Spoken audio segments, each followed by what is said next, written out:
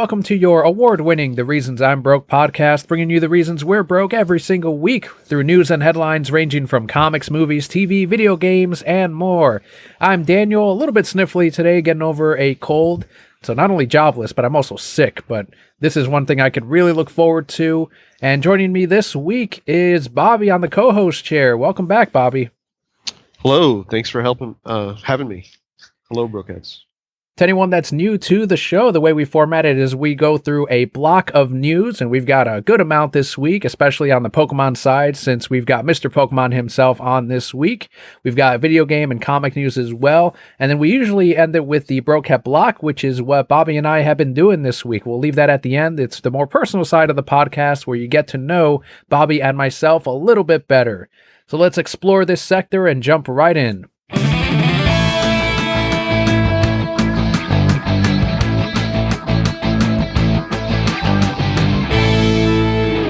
Grand Theft Auto Trilogy, the definitive edition, has been announced by Rockstar Games. They even have an official description. This one reads, quote, 3 iconic cities, 3 epic stories, play the genre-defining classics of the original Grand Theft Auto Trilogy, which includes 3, Vice City and San Andreas, updated for a new generation, now with across-the-board enhancements, including brilliant new lighting, environmental upgrades, high-resolution textures, there's increased draw distances, and there's also going to be Grand Theft Auto 5 style controls and targeting.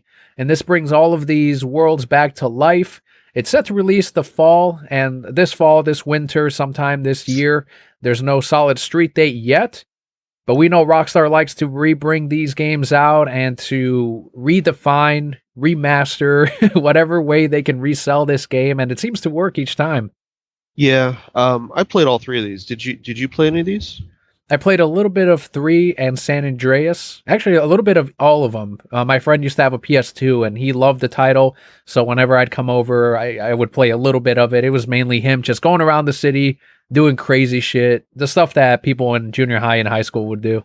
Yeah, which was the allure to the game, of course, because you could do things you could never do in a video game, which was pretty cool at the time.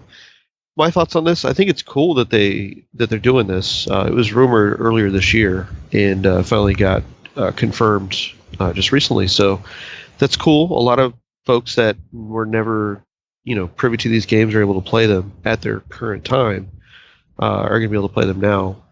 With the success of Grand Theft Auto 5, there's a whole generation of kids or young adults that haven't played the older ones. So I think the timing of this is perfect because they're remastering GTA 5. So that's probably when they're going to release this later this year. My only concern is, I played all 3 as well, and they're a product of their time. They're not very good games when it comes to, sitting down and playing a game like we would today. They're kind of rough around the edges, especially GTA 3. That's not to say they're not great games, because they are. They're fantastic, especially Vice City. Vice City has, Ray Liotta's in Vice City. And then San Andreas just broke the mold because the story is phenomenal in San Andreas, and you got Samuel L. Jackson's in that one, and a few other big names. So the story alone in that one is great. And I think that was the first one you can do swimming, unless I'm confusing that with 4. No, I think you're right. You could eat food, you could go to the restaurants, like you could work out. Like there was so many different things that you could do in that game, like a real simulator. It was unique, So it's cool. I'm glad other people are going to be able to get their hands on it, but this is not a remaster. It's just like and they don't even call it HD. It's just definitive edition. So you're going to get games that are rough, and people aren't going to realize that. They're going to have some smoothing and some texturing increases, and some little things to make it good, okay looking. But these games are not going to be breaking records because it's so phenomenal. Like the targeting alone was a disaster in all these games, but that's a different thing. Like again, it's a product of its time. They are great games. If you have never played them, you should definitely check these out.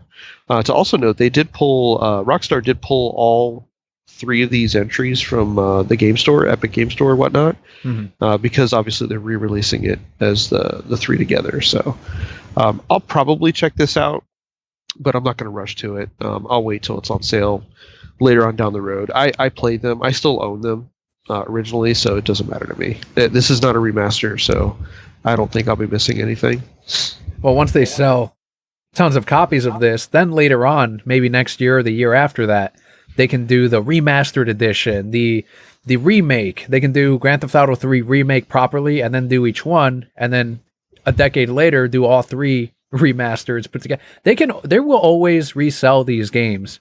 I feel like from now until the company doesn't exist anymore. It's those titles that, as you mentioned, a new generation of players are always going to be rediscovering these titles. With Grand Theft Auto 6 at some point on the way, probably in 2030, then that's when we'll start seeing yet another generation grow up without Grand Theft Auto 4 or Grand Theft Auto 5 at that point, and then they can re-release those. It's just they really do have this endless loop of, almost like Nintendo does with their ports. They can just continuously resell the same game, and it works out for them. But for people like you or I, a little bit older, that have some experience with these games, I don't think we are the target audience when it comes to these. I mean, some of us are, but you and I personally were not. Like, there's some that'll jump to this immediately. The other thing is these games were produced massively, so they're still out in circulation. They're not like rare games to get. Mm-hmm. You go to any used game store, you're going to find these titles on the shelves. Maybe not 3 so much, but Vice City and San Andreas for sure. They'll do well. They've been good at redoing games and putting them out.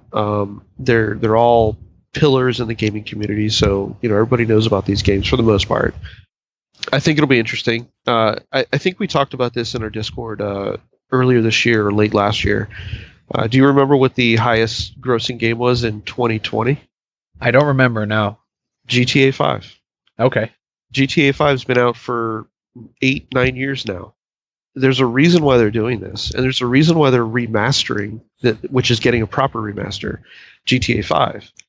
And it's not just GTA 5 the game as well, it's the GTA 5 Online has been massively successful. So their bread and butter is with GTA 5 and GTA 5 Online, and they're just milking that cow, and it keeps going.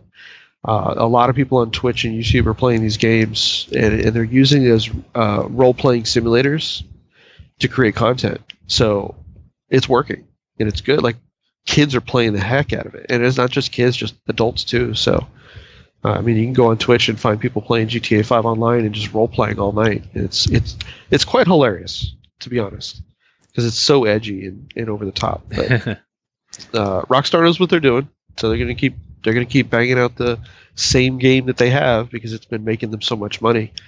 And with the remaster coming, I'm sure everybody's going to double down on that. Who knows, like you said, GTA 6 in 2030, or maybe never, because they're just going to keep redoing the old ones. Might as well, yeah. Yeah, one day maybe we're going to get Red Dead Redemption Part 1. Who knows? Because that was a fantastic game too. What about Bully? One of my fondest memories was working at GameStop, having the kid come up with Grand Theft Auto 3, Grand Theft Auto San, all the GTAs.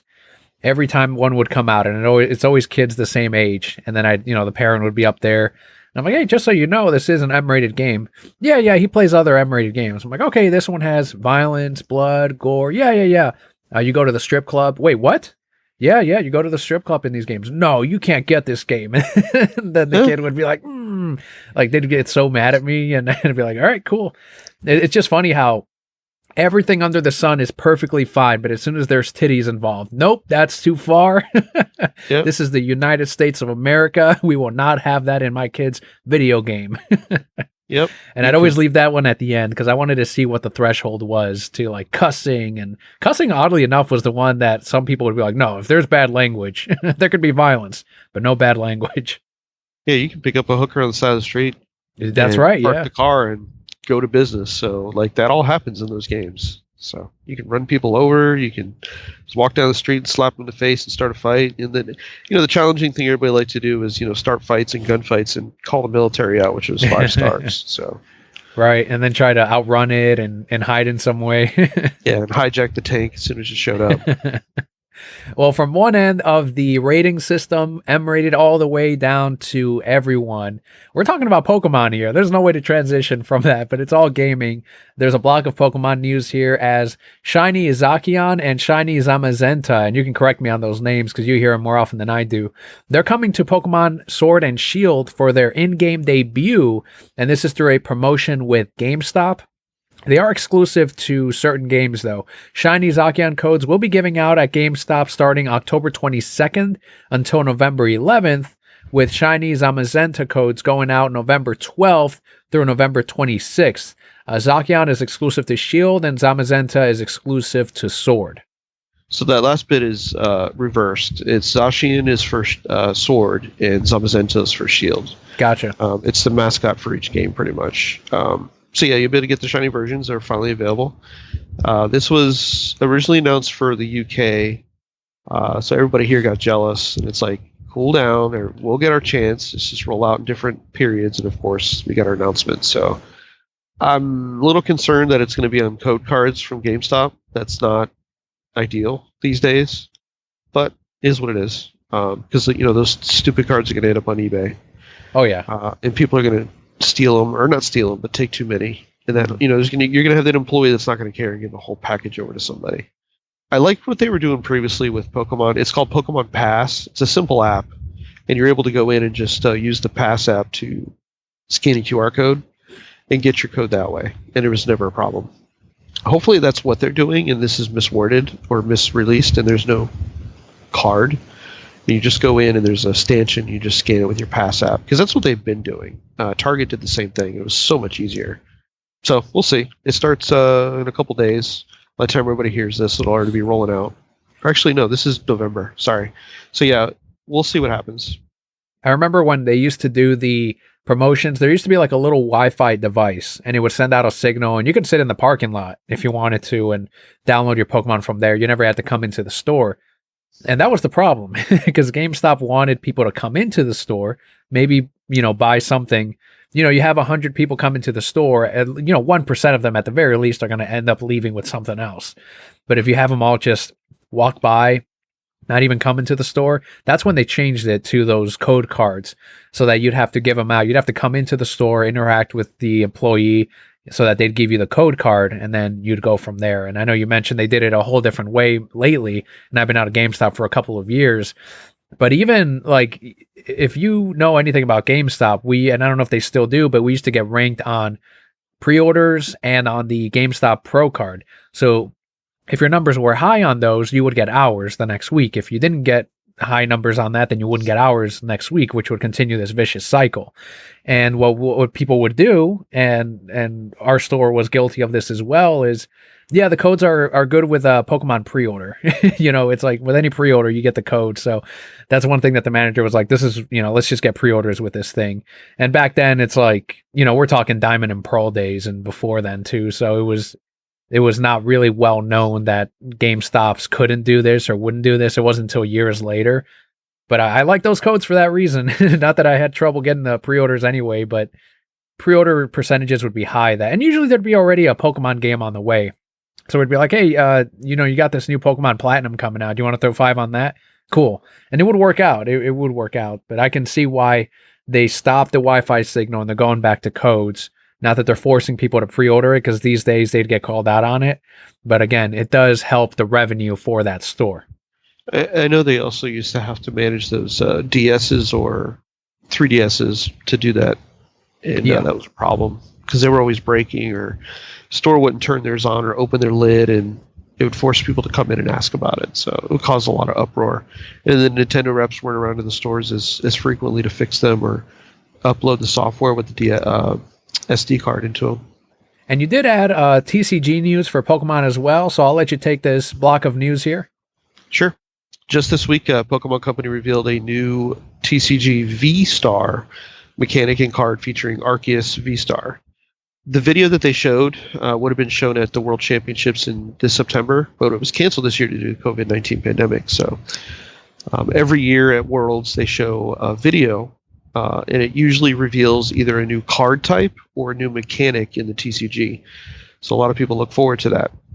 And since we've had World Championships canceled for the past 2 years, we've gotten our videos via, random release by Pokemon. So everybody was waiting on this one because we hadn't seen it yet. We had a video a little bit earlier this year, and it wasn't quite what everybody was expecting. And then this just popped up this week, and of course everybody lost their mind because there's a star type card that's back. They just incorporated it with the V cards. So What exactly is the V-Star? Is it like a Poke Power that you can normally activate, or is it an additional attack? yeah, so in comparison, it's compared to like a GX, the previous generation in Sun and Moon. And what it does is a V star can evolve from a V, a regular V card.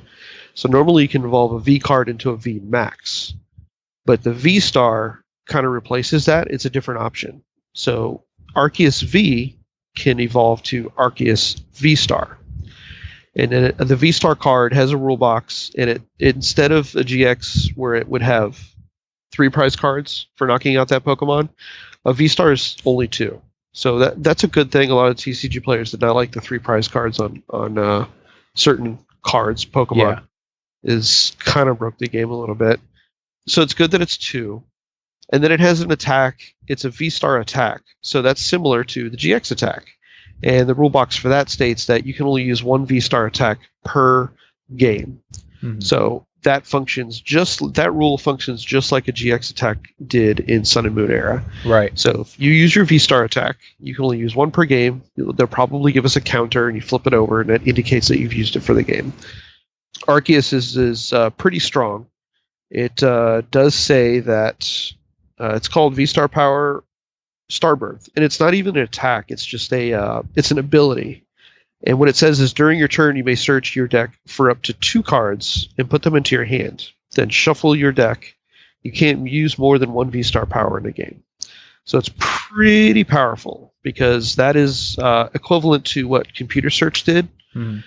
And that's very popular in Expanded. So the difference is you can only use this 1 per game, where Computer Search, you could use it literally every turn if you have the right cards in your hand, because you can keep fishing it back out of your discard pile and replaying it. A little bit different, not as powerful, but the ability to go in and grab any 2 cards you want and not show them to your opponent is pretty good. The bad thing is if you don't use those cards before you end that turn, your opponent next turn can reset your hand. Exactly, yeah.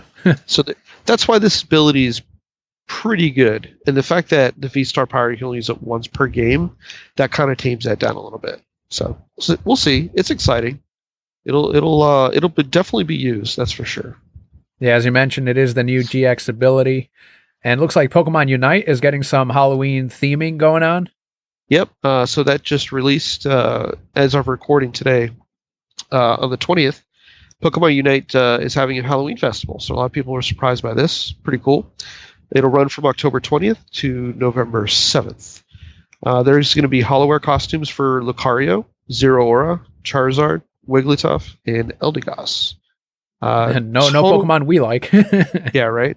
They're adding a new character. We're going to get Greedent.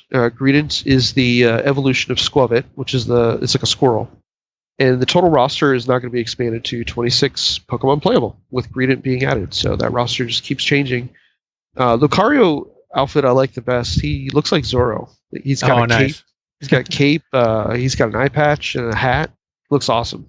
Zeraora looks pretty cool too, but Lucario definitely looks the best. What did they give the Trash Lizard? I didn't even see it because I don't care. Nice. That's a good answer. I'm pretty sure they just gave him a little t-shirt and a hat. Yeah, who cares? They could have given him like just a fucking pumpkin little bag to carry candy in, and Charizard fans would be like, "Oh my god, that's so cool! That's so badass!" You can't do too much to him. He's just big dumb idiot. You just dress him up, he's still a big dumb idiot. So. But yeah, this is exciting. Like, I still play Unite on and off when I can. Matches are pretty quick. I just dip in there and play some ad, earning the free coins to buy the rest of the characters that I don't have. So I've almost got enough. I'm about to buy.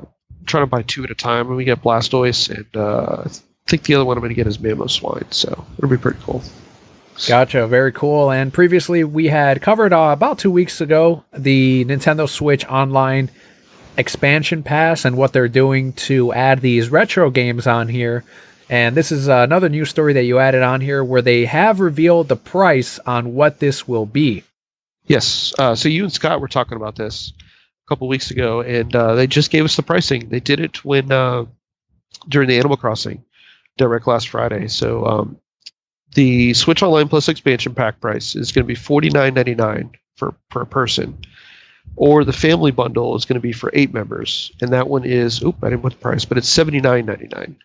So clearly the deal here is if there's more people in your household that play this or utilize this, you definitely want to get the family bundle, because just with 2 people alone, you're saving money, at $80. Whereas if you get solo, it's $100. So pro tip, if there's 2 people or more in the household, definitely get the family bundle. It's just worth it. And most people now that have families, each member has their own Switch. It's almost like each one is its own handheld, isn't it? Yes. So See, that's why that's valuable. That blows me away, because I'm someone that doesn't play a lot of Switch or gaming in general, but I still view it as a home console. So it's kind of weird to me still to see people with their very own Switches, because I'm like, but that's like each person having their own PS5 or PS4. But I'm not comprehending that this is really a handheld these days. It's not a home console anymore. Everyone's going to have their own profiles, their own online thing on there, and you can switch profiles too. That's the other weird thing, is you can do that on one console, which is what I think Kelly and I did back when we first got it. But I guess everyone kind of has their own system now. Yep, and that's why the Switch sells so much. It's marketable, it's easy to use, it's on the go, and it can be docked. So, I mean, for me, the on the go doesn't work for me because I have a car and I don't have much use for it outside of being docked. Very rarely do I do. If I take my car in for service or something, I'll bring it. I'm sitting and waiting, but that's about it. Like, for me, it's just docked all the time.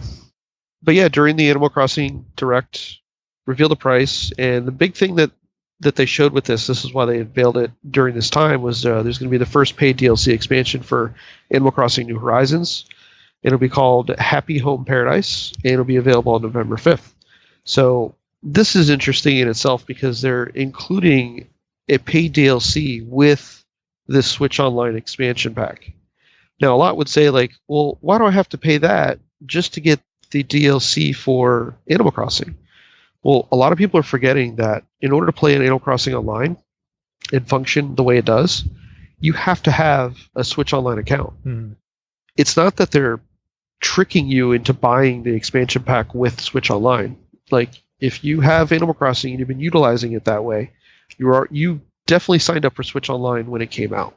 Right. So, because all the free updates that it's received are from Switch Online. So you already have that account.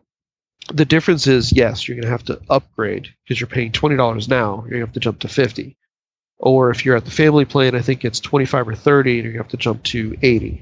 So yeah, there's a difference there. But it's not like nobody's not going to pay it.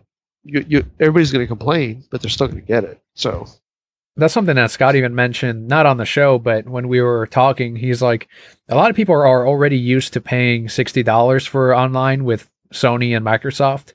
So for them to go up to 60 would make it like, yeah, no, that makes sense. And now they didn't go full 60 because I don't think their online is as robust as the PS5 or the Xbox One.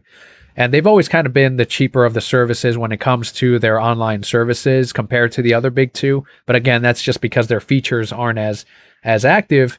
But for this to be $50 for the year and you get this library of games, as you mentioned, people might whine about it, but they are going to pay it. And they already are, it sounds like. Even Nintendo fanboys, again, are rationalizing it in all kinds of ways. And I honestly don't see it as a bad price either.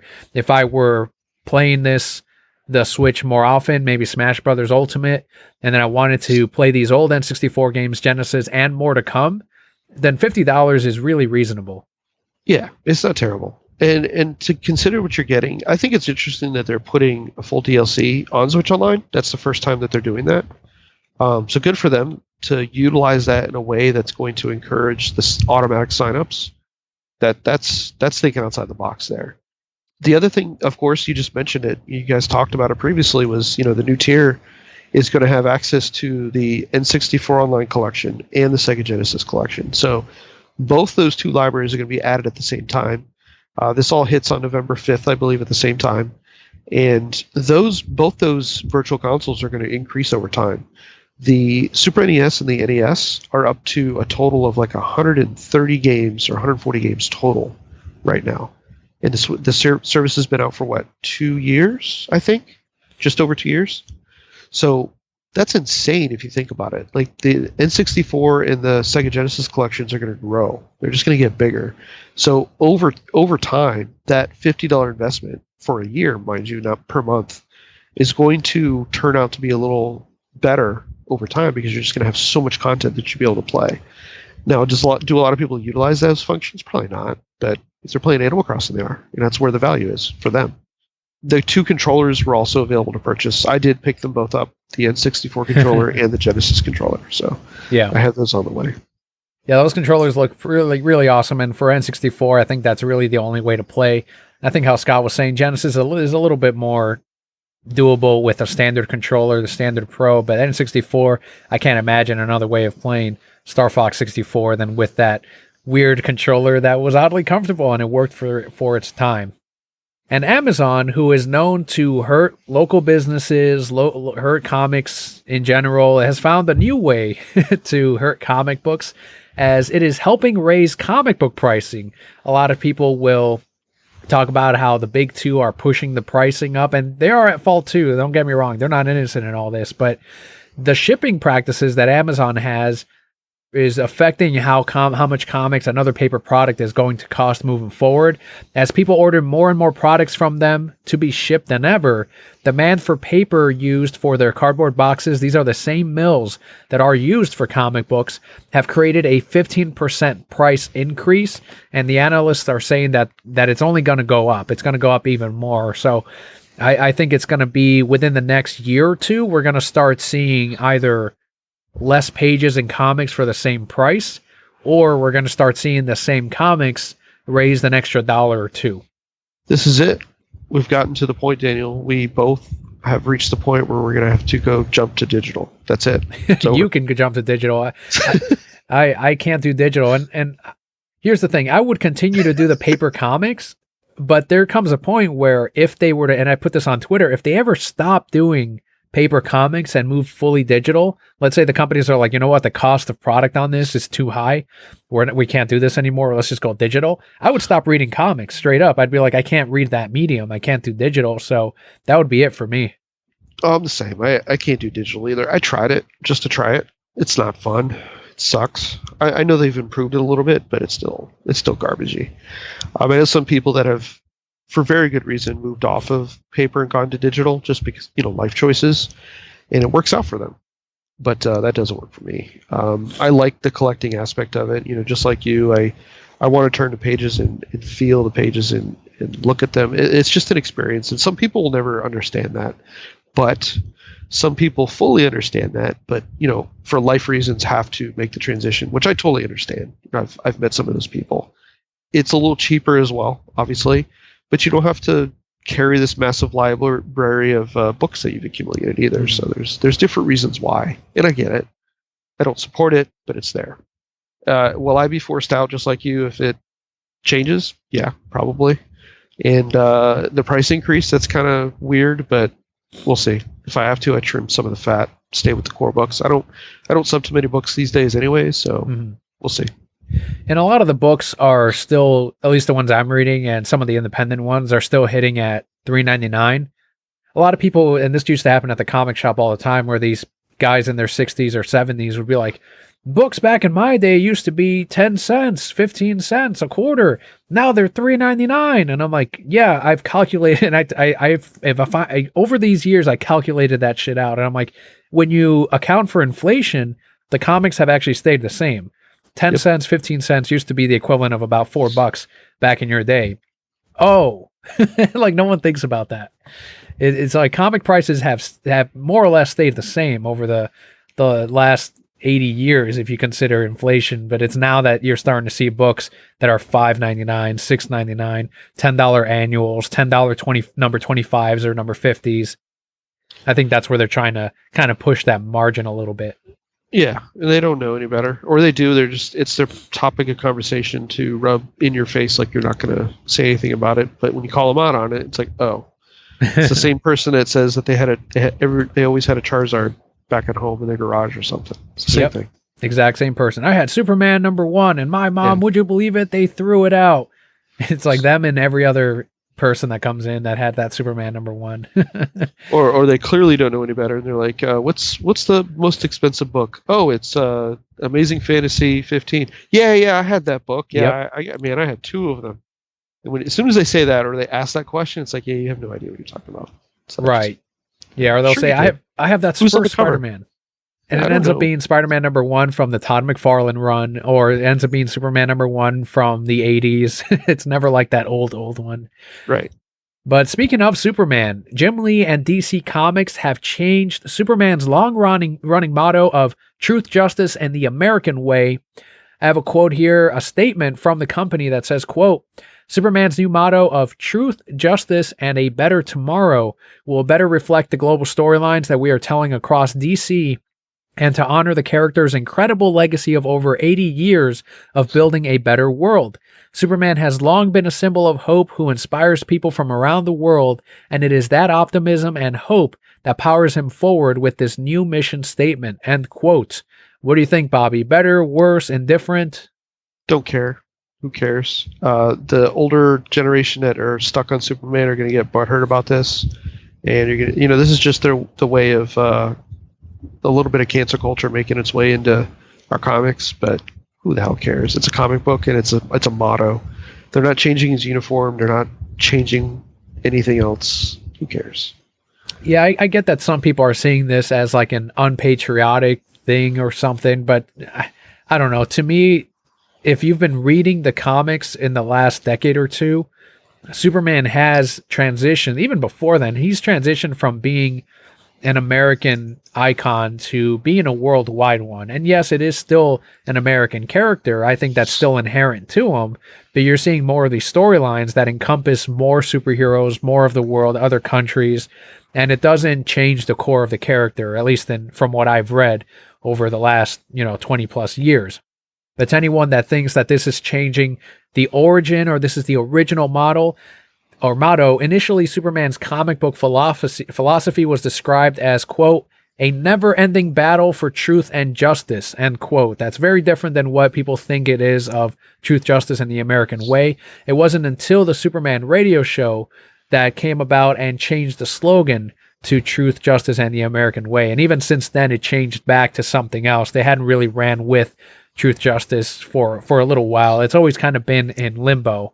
So some of the things are great. Radio show, it introduced Kryptonite. It introduced, I believe, at least in the Batman series, it introduced, from what I remember, they first mentioned Gotham City or something. There was something that came from the radio shows that is now active in the comic books. And for Superman, Kryptonite was a big one for him. So it's like you said, it's not a huge problem. It's going to blow over. And I think Better Tomorrow, that in itself is a very Superman-ish type of motto too. So I'm okay with it. I don't see the big deal. Yeah, I mean, in a lot of the books and movies we've seen, they always take a shot of him flying out over Earth, right, for different reasons, whether it be suppressing a missile or anything. So he's Earth's protector. We know that. Like, I think Jor-El has said that numerous times. He's Earth's protector. So there's nothing that they're altering or changing too much. It's just the super fans are going to get super butthurt about it, and some fans that will see this as, like I said, some type of cancel culture thing or racism, whatever. Get over yourself. It's just a slogan. Who cares? Move on. I want people in their 80s or 90s to be like, fuck truth, justice, and the American way. It's a never-ending battle for truth and justice. That's the OG. Like they're the ones. And we're getting close to Halloween time here, and every year they do a study to see what the most popular superhero costume is, and Spider-Man is once again this year's most popular Halloween costume in the US, and this is according to a study by analytics firm SEMrush. The study also has strong showings for other comic characters such as Captain America and Superman. I think that one is to be expected as well. And in a companion study of over 1,000 individuals, Harley Quinn was voted the most attractive costume of 2021, with Black Panther rated third, Cinderella squeezed in between the two. Not a surprise, Spider-Man, especially now with Miles Morales. Yeah, little Leo, he likes Spider-Man, and I think kids, it's a strong brand for Marvel. It's a character that a lot of kids are going to dress up as. They're seeing a lot of content with him, and it doesn't really surprise me. It's Marvel's most popular character. Yeah, a lot of cartoons out there, a lot of different content over different mediums for children to access and see it. Easily one of the most household type of superhero characters that are out there. That's to be argued with a few others, of course, like Superman or Batman, but it's always interesting to see how popular Spider-Man always is. This is good data to look at. I think it's just interesting the way households shift towards different characters. I'm interested. I'm a little shocked that Venom's not on here with the movie releasing and that kind of having front page type of attraction right now. It's a little shocking, but I guess it can be perceived a little too scary, maybe, and that's why. And probably not as many costumes available for Venom as Spider-Man. They know they can print Spider-Man. They can print Spider-Man costumes for this year and still sell them 3 years from now if they have overstock. Venom, it's a little more risky. You're not going to do as high a print run. But Cinderella, of course, is up there because they just put that new movie out recently on Prime. Don't watch it, by the way. It's absolutely. I'm not talking about you. It's like listeners, don't watch that. It's terrible. Camilla Cabello is awesome, but that movie's not very good. And another game that ended up going down as one of the best games of all time, not even just superhero ones, is Batman Arkham City, as that celebrated its 10-year anniversary this week. And I kind of wanted to talk a little bit about the Arkham City game and maybe the Arkham series in general, what our kind of reflections are on that game and that series, looking back on it now over a decade old. Arkham City being, in my opinion, the strongest of the trilogy that came out, the Arkham trilogy. And it's also the second game that I ended up platinuming in the series. I don't think I did Arkham Knight. I don't think I got a platinum there, but for Arkham Asylum and Arkham City, these are titles that are absolutely incredible. You got Batman the Animated Series cast all throughout this game, or as much as you can get, really. So many references, Easter eggs, and Arkham City itself, though, it just blew the first one away in terms of scope. It really made this into this massive title, gave Batman all of these extra abilities. What are your thoughts on Arkham City looking back on the game? Arkham City was great, because Arkham Asylum was very that one was good in its own right, but it was contained just to Arkham Asylum, where Arkham City broke the mold and you got an open world game, and that's what set it apart from the others. Is it was open world, so that's why that one's so revered. I enjoyed it as well. I like all the Arkham games. The troublesome part in any of them is the Riddler trophies. So yeah. some of them are just ridiculously hard. I did finish this one as well. I've played all of them. Arkham City's not my favorite though. Origins is my favorite. And, okay, that's interesting. It's underrated. A lot of people poop on it because they kind of changed the narrative and they treated it like as a prequel, but it's freaking solid, man. What's his name playing Joker was amazing. Troy Baker, right? Yeah, he did a fantastic job. And the story is like so creepy and like it's very. Did you play it? Yeah, I did. I played it the one time. I didn't go back, and it wasn't as expansive as the other ones. It was a smaller game, and I think that's why I was just like, all right, it was a good in-between until Arkham Knight released. Yeah, and that's why I like it, is because of the story. You're right. It's not as big or expansive, but the story and the character development in there is very well done. So that's why I like that one. Not to say I hate Arkham City. Arkham City is fantastic. And then Arkham Knight obviously was really good too. My issue with that is the stupid Batmobile. They went too ham on the Batmobile, and I understand why, but we didn't need all that. Like, they incorporated it into missions, and it made it very difficult to play because you had to do stupid things with the Batmobile, and I didn't like that.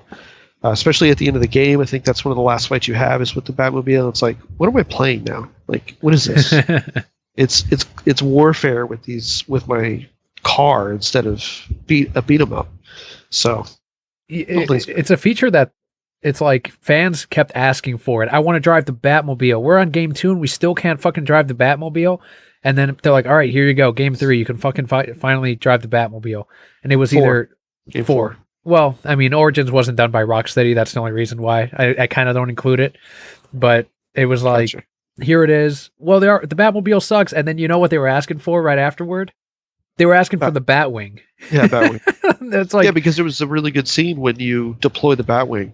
It looked amazing. So of course. and it's like, and I'm sitting here like, no more vehicles. Like, we're good. Just leave it at what it is right now. Improve the Batman flying throughout Gotham, fighting criminals. I'm good with that. I wasn't one of the guys asking for the Batmobile. Like, Batmobile's cool, but like you said, it was really tough to control in some of those missions.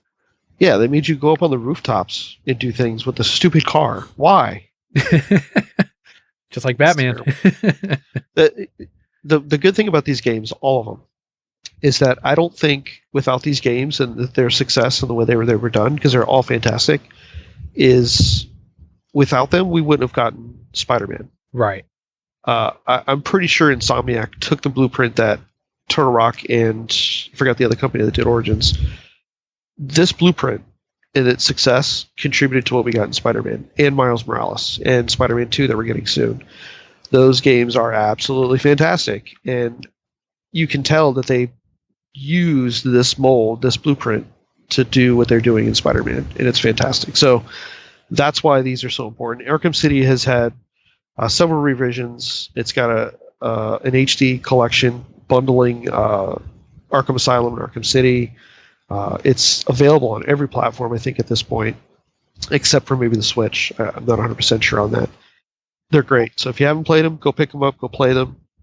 If you want to get themey with it, Origins does take place during Christmas, so you have that. I think it's Origins or Arkham City. One of the two of them has the Calendar Man in it, and it has you going back and playing that game on all the holidays because Arkham City, yeah. Yeah, if you go visit him on said holidays, you have to. There's 12 or 13 of them. When you get all of them, you get an achievement for, or a trophy for it, or achievement. So that's a good reason to have that game and just boot it up on said holidays. And the interaction that you get with the Calendar Man on those holidays is real time with said holiday. So it's pretty cool. One of the most satisfying moments, yes, the Calendar Man stuff was great, was, and I know you mentioned the Riddler trophies were kind of insane, and I didn't get them all in Arkham Knight, but in Arkham City, it was so satisfying to take down the Riddler.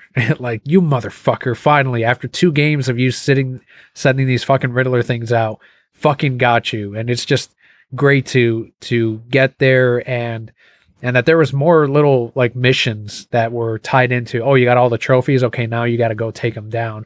And I think in the third one, you have this whole boss battle with him. So they kind of continue that, and I wouldn't be surprised if Origins, I think Origins had Riddler trophies too, didn't it? Yeah, they all did. And the one in Night was even better because it wasn't just Bruce. It was intertwined with Selina. That's so right. You had to do the different steps of the way. With Selina was trapped by the Riddler, so it kind of wove it into the story for you to do it. And you get the surprise at the end is when you get them all, you have to battle him and free Selina finally. One of the things that I was also remembering as I was looking back on the Arkham series is I met Papa Kelly, one of the longtime hosts of the show, at GameStop when I used to work at one in the mall. And she would spend time at GameStop and hang out during my shifts. And one of the things that she would do is play the Arkham Asylum demo that they had set up in the little kiosk. And then her and my manager would go back and forth on trying to top their combo for that game, because they would actually save that info in there. And the combat was absolutely incredible. Like, that was one thing that, when it was slow, we would play Arkham Asylum and we would play that combo, just take down thugs. And that got me hooked from the beginning. Like, yes, it's great that they announced Kevin Conroy was coming back, and I thought that was awesome. But I'm like, at the end of the day, when you really think about it, the Batman games were not thought of as some of the best in superheroes. It was Spider-Man 2 at that time. And now you can argue that it's back to Batman, or you can even say the recent Spider-Man ones. But back then it was like, holy shit, the combat is amazing. If the game has a bunch of this, like I'm all in. And not only did it have that, but it had all of the stealth and everything else that came with it. So me as an animated series fan, I was obsessed with this game. When Arkham City came out, that's where my dislike of Tara Strong really grew, because that's when they replaced Arlene Sorkin, who is the animated series Harley Quinn, the voice actor who Harley Quinn is based on. Paul Dini co-created her in her image and with her in mind. So Arlene Sorkin was not asked to come back for Arkham City. And people were like, oh, she retired. And they interviewed her and she's like, no, they just didn't ask me to come back. And I was pissed off because I'm like, why not? Why wouldn't you ask Arlene Sorkin to come back? What's the problem? And then on top of that, Tara Strong at that time was on Twitter putting up pictures of animated series Harley Quinn and with captions like, good morning, Puddins, how are you? And I was like, that's not you. That's not your Harley. I told her on Twitter, I'm like, stop posting animated series Harley Quinn. Have some respect for Arlene. Go put up your Arkham City shitty voice acting version of that. Put up that version. That can be yours. But Arlene Sorkin is sacred. So that's kind of where I don't like Tara Strong because of that. I think it was disingenuous, and I know there's a lot of confusion now because of that on a lot of fans where they think Tara Strong is the original Harley Quinn. And if anything, all she worked on in the animated series was Barbara Gordon, and that wasn't even the original. That was season 4. They recast her for the new Batman and Robin adventures.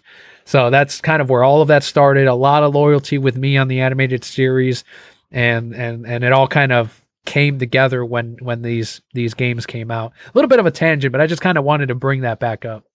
Yeah, Tara Strong can go do her My Little Pony. She'll be good. Yeah, go do that. Stay away from Harley Quinn. I know she does them in DC Superhero Girls, but you know what?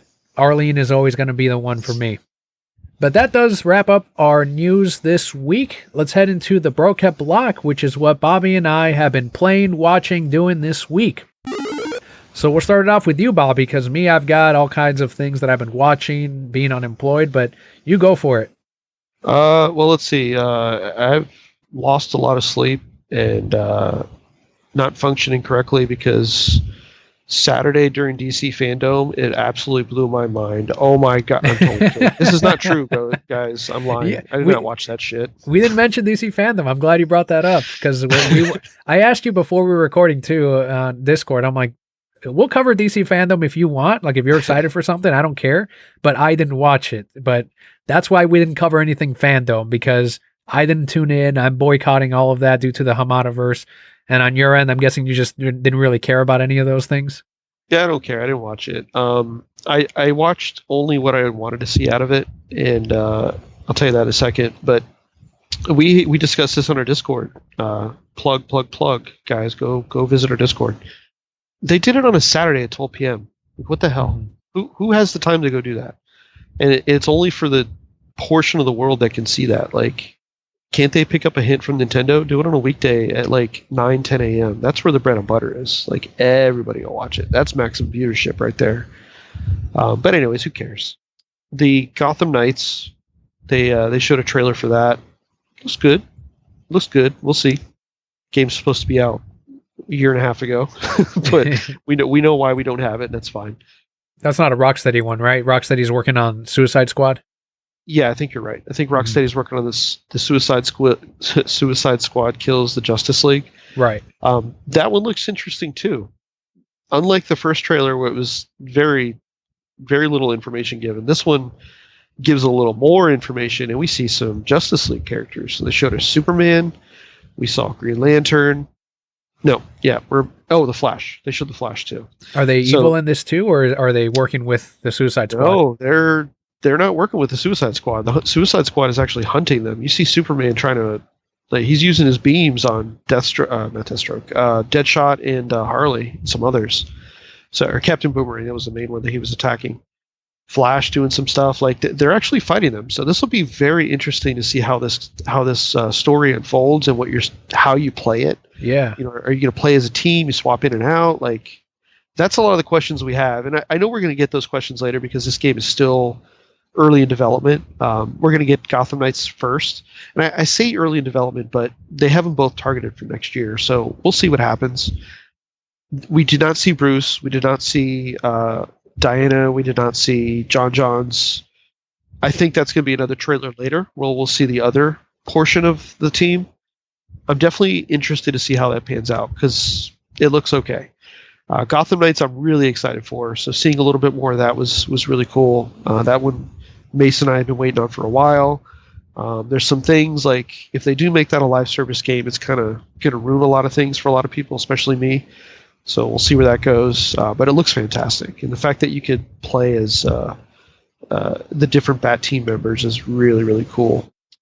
What's his name plays? Penguin is the main antagonist in this game, or villain.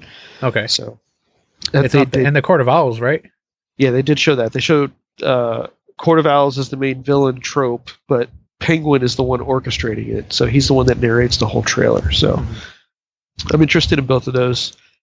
Reluctantly, I wanted to watch it to see how dumb it was, but I watched the trailer for Peacemaker. Oh God! And of course, John Cena with no clothes again. So they're just going to keep doing John Cena with no clothes because why not? That's their market, man. It's kids. Kids watch that movie, and they're going to be. I guess they're going to log into their parents' HBO Max and watch the show. I mean, he's just in underwear. I guess that's the fancy thing to do these days. John Cena in underwear. So his big package, pleasing Julian every day. Is he a John Cena guy? I'm sure he likes his package. Well, yeah, I'll have to ask him. But aside from the Joker fandom, I've been cleaning up a lot of games, trying to get ahead of my stack of games. I went back. I took a break on Valhalla. I had over 180 hours invested in that game. There was a trophy that I couldn't get, so I just randomly turned it on a couple weeks ago and got the trophy. Nice. Taking a break helped. It does. It really does. It was really annoying. Like you had to kill 3 different enemies with shields that had shields, and while you were on fire. So it was pretty tough to do. So I had to nerf my skill set so that I wasn't too good. Because what happened was my fire resistance was so high, the fire would stay on me, so I couldn't kill him. So it's a dumb achievement. So I got it, so I platinumed it, took the game, I sold it for $30, so moved on. Nice. I was rushing through Tales of Vesperia Definitive Edition. I know that's Scott's favorite game. Really enjoying that game. That game was so good. I found out a week and a half ago that it was moving off of Game Pass, so I had to rush through it. And didn't realize it was a 60-hour RPG, so wasn't aware of that. Ended up not finishing it. They took it off Saturday, so I got very close to the end. I might just buy it to finish it, or I'll just wait for it to come back. But either way, it was very enjoyable. There's another game I finished. I can't remember the name of it. It's the dude from what's that? Little Big Planet, the little brown guy that's in that game. Oh yeah, I know who you're talking about. Boy something. Yeah, I forget his name. But yeah, me too. That game, I finished his Big Adventure game. I guess that's what it's called. I finished that. That sounds right. You can Google it if you want, and you can let us know. Nah, I'm talking right now. You can look it up. But I finished that game. Finally went back and finished it. And there's some multiplayer stuff in there, but I don't do much multiplayer for couch co-op like that, so I'm probably done with it. I'm now trudging through Last of Us 2. I'll play a couple chapters a day, try to finish that up, get that done. I should be able to get platinum in that, so that's my next goal there. And on the Xbox side, I'm playing Back 4 Blood came out last week. That feels really good. I'm enjoying that. I don't know. I just bounce around all sorts of different things. I picked up a couple Switch titles. I started playing Paper Mario Origami King. Mm-hmm. That's really cool. I'm enjoying that. Metroid Dread I have not started yet. I'll probably start that soon. Julian was saying it was pretty difficult. It is difficult. I've watched a couple people play it, and in general, Metroid games are difficult for me anyways. Not so much the ones that were on the Wii. Prime series. Not so much the Prime series. That's a little different because those were first person, third person. But the side-scrolling ones are always difficult. And what gets me on them is the constant having to go back and traverse through a map that you've already completed. Mm-hmm. I'm not a fan of that. Like it's a lot of muscle memory. You have to remember where things are, and I hate that. So it looks really cool. I'm interested in it. I'll play through it. I'm seeing a lot of people with posting their completion times on their first playthrough, and they're roughly between 8 to 10 hours. Right. So it's not a terribly long game, and I don't think it was meant to be a long game, but that's fine. It's holding everybody over until we get the next Metroid Prime. Was it 4? In the next few years or whatever? Yeah. So yeah, 4.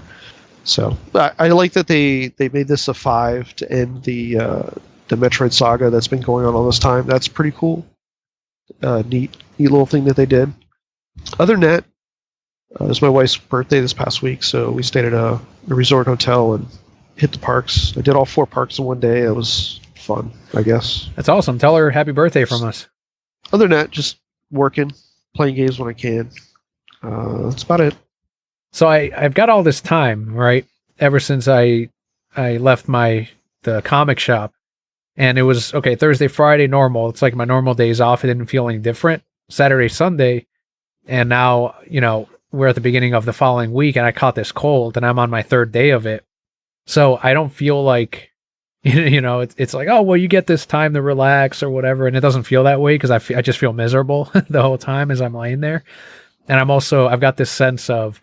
One day I'm okay with, I'm going to be all right. I've got a little bit of money. I don't have to jump into a job right away. But I've also got this sense of I should be working and I should be doing something. And so it kind of goes day to day where one day I'll be okay. And the other day I'll be like, no, I need to be earning money. I need to find a way to make money because this isn't going to last forever type of thing. And that was yesterday where I was just feeling really antsy. I'm applying at all kinds of places. And I'm reaching out to local businesses. I'm looking up local restaurants, retail stores that have like no social media presence or only post like once a month. And I'm like, hey, if you're looking for someone to handle your account, let me know. Here's my resume. So I've been doing a lot of that, even reaching out locally. Because when I apply at Indeed, very few got back to me. And the ones that have are pyramid schemes. So I'm like, that's right. Fucking pyramid schemes. I forgot those are still around.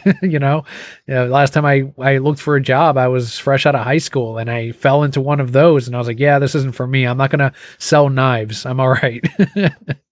So but now you can make over 100,000 a year. Yeah, right. Yeah, that's right. And that's where I'm like, son of a bitch, those things are more rampant, but they're now like marketing and advertising, and it's like more than just like a sales job. They've got all kinds of weird ways, and now they text you right away when they want you to go in for a Zoom interview. So that part has kind of sucked.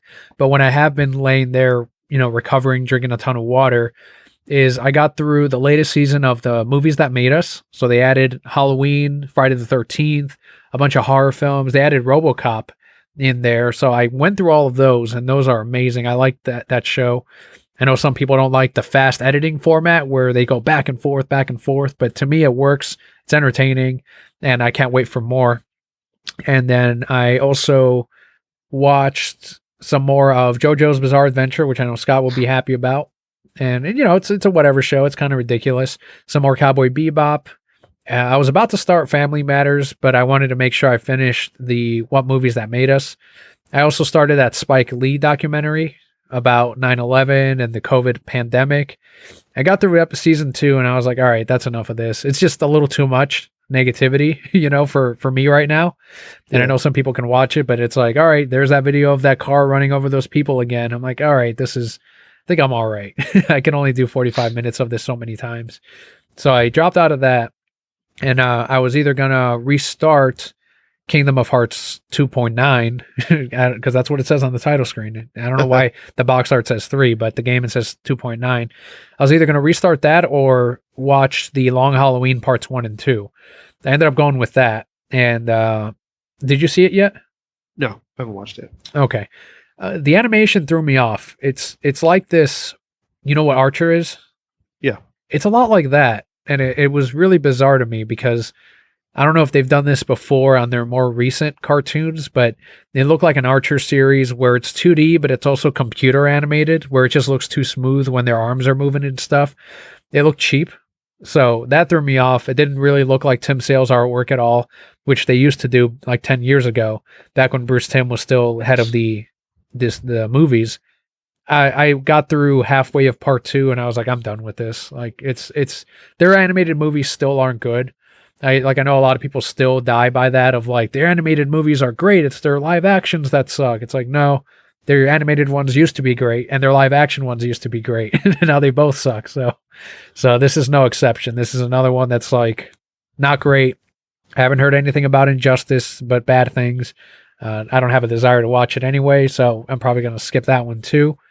But I got to knock those out, and I will probably try to get some Kingdom of Hearts either today or tomorrow once I'm actually feeling better. Because right now, like yesterday, I just wanted to lay down and watch something. I couldn't be concentrating on playing. So that's what I'll do. While Leo's in school, I've been applying, sending out my resume, watching TV. And then when he's out of school, it's dad time. He wants to play with his toys or whatever it is. So it's kind of nice that he and I are building that relationship more now that I'm not working. So it's not default mom all the time, where he'll accidentally call me mom and then he'll go to dad. Now it's turning more into dad. So it's like, that's good. Makes me feel a little bit better, of being a part of his life a little bit more, even though it sucks being without a job and money's going to be tight, and it is tight, but the upside, I can find some upsides in this too. I got a job for you. All right, here we go. What is it? You can do homeschooling. If you stay at home dad and teach them. Yeah, I think Spoon was doing that with his wife, right? Yeah, Florida has that program. I know a lot of parents that do it. So, but that's a conversation for you and the wife, because obviously there'll be some changes in the life, especially with the way he interacts with other people. So that's a suggestion to look into, because there's a lot of benefits to it. There's some guys that played in my Pokemon League, and they were stay-at-home dads that were their wife would work, their partner would work, and they would be at home and teach the kids and take care of home stuff. So I know it's not popular these days because everybody says, oh, the guy needs to go work and be the breadwinner or whatever. But, sure. It's a very possible thing. And Florida has a very good teaching home program. Of course, with the recent issues that have been with schools the past year or whatever, so a lot more have shifted in that direction to not be a part of that madness. But just so you know, that is an option. It's there. I had groups that would come in for homeschooling. Men and women would bring their kids in that were homeschooled, and they would play in RPG sessions for D&D. So that's how they would get around the whole not being social aspect. There's a lot of groups out there that form to do activities throughout the day, a couple days a week, to get that interaction with other kids. So just so you know, that is there. It's not I revolt school and I'm gonna stay home and teach my kid and keep him away from everybody. It's different options, and those circles are pretty big. So if that's something you look into, there's plenty of activities and interactions, and it's all free. It's not stuff you pay for. It's just they're essentially Facebook groups or groups on different platforms that organize to meet up and do certain activities to keep the kids interacting with each other and get their friend groups going outside of their school time at home. So okay, yeah, that's good to know. I've got a couple of things lined up emergency wise. Like a couple of customers gave me their business cards, or they're like, when I was leaving, like, hey, if you need something, let me know. I've got positions here, there, and we can work out a pay, whether it's whatever it may be. So it's nice that I have some fallback, and if I need to, every place, it seems like, except the places I apply to are hiring. So I might just be underqualified for some of those positions, but for the ones that are out there, I can easily get into a Target or a Best Buy or whatever and be holiday help. And I've got retail experience, even though I don't want to really get into that space again. But if I need to, I can temporarily. Jump right in. Yeah, because everybody's hiring right now, retail wise. Like there's so many job openings, but you're obviously looking for more specialty type stuff that doesn't revolve around the register type stuff or a sales floor, which is fine. But there's other positions that you can get temporarily just to make some bucks while you apply for the bigger thing. So that, like you said, the Target, Walmart's the easiest one. As soon as you get the better gig, you just quit it. Like, who cares? They hire people dime a dozen, so it doesn't matter. Yeah. That's why I'm not too worried about it. It just goes day to day. One day is better than the other, and days like today where I can record, have a podcast, edit it, and then spend some time with my wife, spend some time with Leo when it's, Kelly's day off, that I feel a little bit better about myself those days because I feel like I'm accomplishing something and not just laying on the couch getting over a cold. You know what I mean? Like, I'm that kind of guy where I'm not comfortable doing those things. I need to be accomplishing something. That's where I'm at. And thanks to you and to the listeners on the other side, the Brocat Core, that I can do this, that gets me out of myself for a little bit, and I can edit, and then I can put it out for you, and hopefully you guys can enjoy. So that's a huge positive too. And I want to thank you, Bobby, for, of course, making this week's episode possible and giving me something fun to do on this week. So I hope you had fun as well. Thank you for helping me co-host. Of course. Appreciate you having me along. Always a pleasure. And don't ahead. Beat yourself up. Like, I'm sure your wife would agree. Like, you need to take a slice for yourself and just get some R&R and get away from the madness that you've been doing for the past 9 or 10 years. So I know you're really hard on yourself. Like, you need to get up and go, but like, you deserve a small rest in the same token. So you got to give that your mind a rest. And then that way, when you do get to the next challenge or opportunity, you'll be fresh, you'll be ready and not harboring anything from previous experiences. So you definitely got to do that. So yeah, no, that's good advice. It's very true. I definitely don't want to bring any of that old baggage with me to this new position. So it's like an unplug experience. You just got to unplug. So you just like remove yourself from what you were doing, and you're going to have thoughts and feelings, and then at some point you're just going to feel like, wow, this is what it feels like. And then you just jump. You just go. Like you've been doing. It's not like you've been sitting doing nothing. You said you've been applying. So, but you gotta unplug a little bit so that you have that clear separation, so that you're refreshed. That'll help you a lot, obviously. Awesome. I appreciate it. Thank you. I know you had mentioned the Discord earlier, but go ahead and let them know where they can find you as well. Yep. You can find me on Discord, hanging out there. I'm also on Twitter. Don't use it too much, but I'll read it. I'll respond if I'm tagged. And it's Cuban Slim, QBANSLIM. And there will be links to his Twitter and the Discord in the description of today's episode. Otherwise, you can also head on over to thereasonsimbroke.com, and you will find a link to everywhere you can find us. Also, the Discord is listed on there. But if you have an extra minute or two, please leave us a review on Apple Podcasts or on your podcatcher. I know Stitcher does reviews as well. So it doesn't necessarily help us in rankings or anything like that, but if someone comes across the podcast and they live and die by reviews, now we could always use some more positive ones. So that'll really help us out this week if you can leave us a review. But otherwise, thank you so much for joining us this week. I've been Daniel, joined alongside Bobby and Brocat Core. All will be well.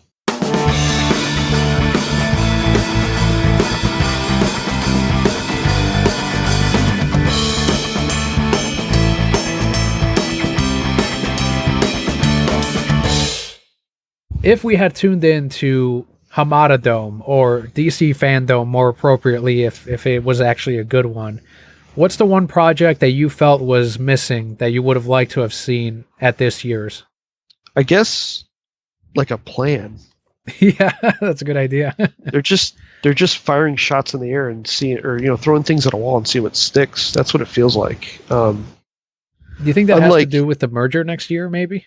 Probably. I'm pretty sure there's a lot of uncertainty, so they're getting everything out that they've already worked on or have plans and paid for, and maybe we'll get more structure later. I agree with Spoon. I think when this merger or acquisition takes over, I don't think we're going to see anything. I think it's just going to be the same bullshit we've seen. The only difference is that WB won't be financially responsible for it at that point in time. I don't think Discovery has the backbone to support what everybody wants. And I know you don't want to hear that, and that's my opinion, but I think we're going to get the same shit or far worse because it's Discovery. Like, what have they done? Nothing. So I could be. I hope I'm 100% wrong. By the way, I just don't have faith in it because it's not like. I hate to use this comparison, but it's not like Disney's taking it and it's going to just give it this shot of adrenaline and just give it what it needs. And I say that because they have the money, and they've done the whole blueprint for the past almost 20 years now with their MCU type thing. Not to say that everybody likes it and there's problems with it, but it worked. It made the money and it's in every household. That's what I mean by that. again, I hope I'm wrong. I hope it turns around and we have this solid like plan of this is what we're going to do and this is how we're going to do it. And then that becomes the new mold for what the MCU is, whatever. That'd be cool. Like, I would love to see Batman verse and all that stuff be revolved yearly with this plan of what's like kind of what Snyder had set up with his universe, like something like that. Or maybe even refresh that and bring it back. Who knows? But the problem is these actors are not getting any younger. No, yeah, that's a big problem. So I think Zach or someone had recently said, like, they wanted him to be that guy that sets up the universe, and that's not the role he signed up for when he did Man of Steel. You know what I mean? And he was like, I'm happy to do a Batman versus Superman Justice League, but as far as like a universe building thing, I don't think that was his ambition when he first did it. He just wants to do his movies. And now, like, we call it the Snyderverse, and the Snyderverse is literally his movies. Because a lot of people are getting too out of shape of like, well, The Flash is a part of the Snyderverse because Andy Muschietti said he liked the Snyder Cut. And it's like, none of that is in his universe. Like, all of that is independent. It's a multiverse that they keep talking about. That's a Flashverse. This is or Keatonverse, whatever you want to call it. Like, his movies are just Justice League 2 and 3 are what's left of it. And maybe the Batfleck movie if they ever do that. But outside of that, that's really it. I do have faith in Discovery because they know how to make money. They've done it with all of their properties, which HDTV, Discovery, all the shit they own, and the app, that Discovery Plus thing, does really well for them. If they wanted to get into the space of streaming, which is what HBO Max was doing, and they're here to stay, I think they did a good job of that. But with Discovery on board as well, as David Zaslav was saying, they now have, I think they said, like, the largest library combined as far as like all of those channels of media that they can then invest. I think he said something like $7 billion is what they want to invest into new content once they have all of that merger ready. Like, Discovery knows how to do the app. They knew how to do the streaming and how to make money. Now it's a matter of juggling these WB properties and making them work into it. And he has said that they're working out, and he wouldn't say what the plan is yet for next year as far as, are they going to do a bundle deal? And he did mention that. He's like, we might do a bundle deal or we might do a all-in-one. But it sounds like they're going to go more in the route of, because he mentioned Bob Iger. He's like, with Hulu and Disney Plus, it sounds like they're going to do a bundle deal where if you want HBO Max and Discovery, it's this much. So I think that's going to be the route they take, but that's the last hope I have, really, is David Zaslav and Discovery, because, if that ends up failing too, who's Warner Brothers going to be sold to next after that? So that's kind of one of the problems. AT&T is happy as can be because they unloaded that debt, even though they lost money on the deal.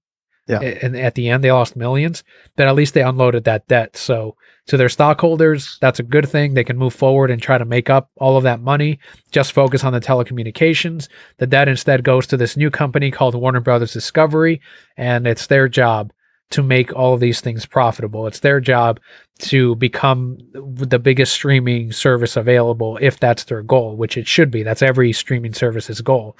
So we'll see what happens next year. And I would have personally liked to have seen the Ayer cut announced on here, but I didn't tune into Fandom. And as soon as these bloggers were saying they're going to announce Ayer cut, that's when I knew, okay, so these bloggers that are already previously against us and pro-Disney, anti-Snyder, they want you to tune in to Fandom. Clicks. Yeah, clicks. Yeah, and they want you to tune into their YouTube video where they're like, hey, the Ayer cut might be announced. And it's like, all right, I've learned enough throughout all these years. This is bullshit. They're not going to announce the Ayer cut. Sure enough, they didn't. And I said on Twitter, if they do, great. I'll learn about it after the fact. I'm not going to fucking give them my click because fuck them. And we didn't get the Ayer cut yet. I know a lot of people were deflated by that. A lot of people were disappointed that they didn't do any more for the Snyderverse, and that's another thing that I did not expect them to announce either. They did. What are you talking about? They showed some Snyder stuff. We got a Flash trailer.